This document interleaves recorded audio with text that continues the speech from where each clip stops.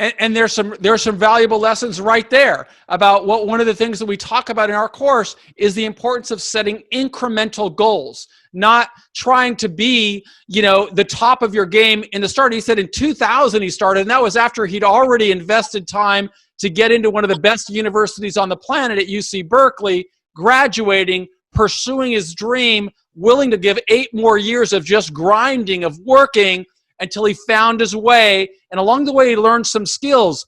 But that brings up the second topic kind of in our course, which is clearly defined goals.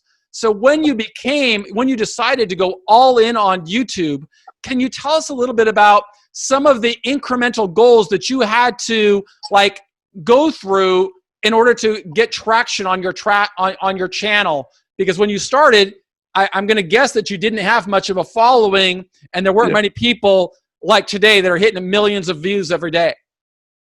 Yeah, I mean, everyone starts with one viewer, one subscriber, and you work their way up. I was already kind of in the hip hop field, and I was already I knew some artists. I'd interviewed some artists, and I'd done some mixtapes, with some artists. So I was already familiar with this field. This was something I was very passionate about. Which I wanted to devote my life to. So it really was a matter of, initially the idea was, okay, you have this new video platform called YouTube. And unlike traditional television or radio, it's a 24/7 international platform. There is no time slots. There is no,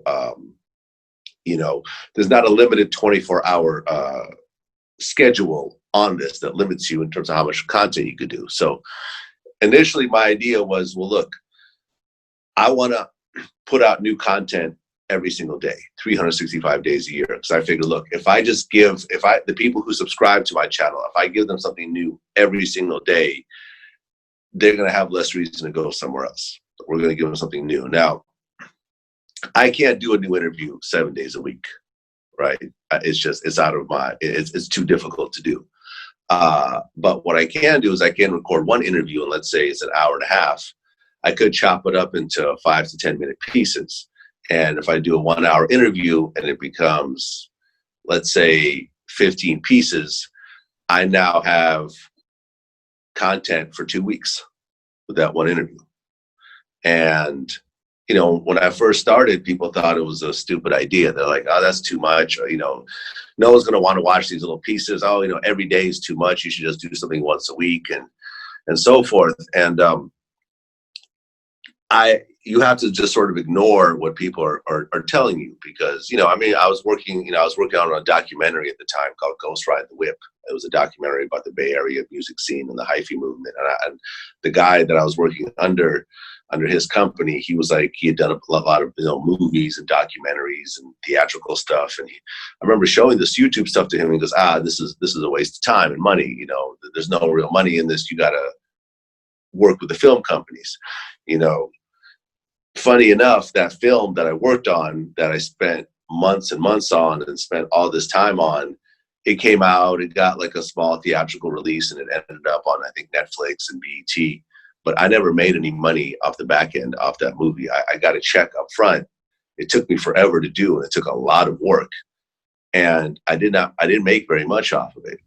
Whereas these videos I'd put up on YouTube, which you don't make very much in the beginning, but you keep making money forever, essentially, off of this. Videos that we uploaded that year is still generating some level of income. So it just kind of made me think that maybe these people that I'm looking up to don't really know what they're talking about, because this is a whole new thing, and they're not looking to change and to and to reinvent themselves. And these same people are now financially struggling, whereas our business has actually grown every single year. So it was really like that whole thing of like, okay, like the goal is, let's just release content every day. And I could film it myself, whatever. So that was the first goal. So I started to do that, and it started gaining a little bit of traction. And then it's like, okay, well, now I need to get, a small office somewhere and bring on interns or contractors, because I couldn't afford employees at the time. So, my first office was a desk in a music studio in Chinatown. And it was, not a very good environment. The guy that owned the studio was a jerk. It was very problematic. I couldn't really afford people, but then with every negative comes a positive, because as you said, we're in the middle of a recession. So you had all these people that were talented who had just gotten laid off from jobs like Bear Stearns that was going out of business. So you kind of had all these talented people that were willing to work, as interns or work very cheaply. So I was able to get some good people early on and have them do the type of work I needed while still affording to pay them. And, that was just, at every point there's an incremental goal. Like, okay, now we need an office. Now we need some employees. Well, now instead of 1 clip a day, we could do 2 clips a day. And, it slowly builds. In 2020, we put out 7 clips a day and a flashback and a full interview. So that's really like sometimes 9 videos a day. And this is done 365 days a year. It gets done on holidays, weekends, everything. There's a production line that happens. And you'll see that as you do your work and as you grow your catalog, it's almost like a snowball. As the snowball goes down the hill, it gets more snow and it gets bigger and bigger. And that's kind of how the business started to run with those early goals, 12 years ago. So I hope that if you're listening to DJ Vlad tell us the story of how he built Vlad TV into one of the biggest YouTube channels on the planet, you're hearing the same thing that I'm hearing. It's an insane work ethic, number one. It's also clarity of what he wanted to become.